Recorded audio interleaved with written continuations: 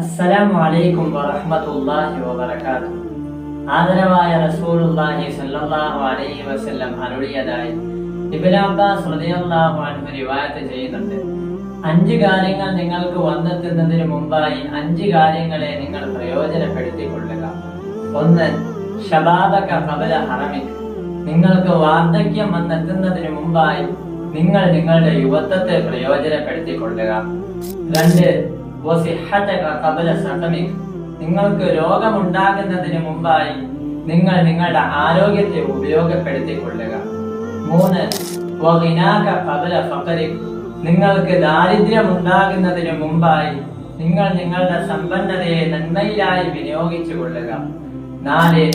വഫറാഗക ഖബല ശുഗ്ലിക്.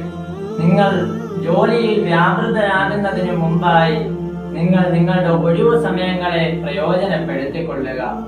5. വഹയാതക ഖബല മൗതിക്. നിങ്ങൾക്ക് മരണം വന്നെത്തുന്നതിന് മുമ്പായി നിങ്ങളുടെ ജീവിതത്തെ നിങ്ങൾ പ്രയോജനപ്പെടുത്തിക്കൊള്ളുക.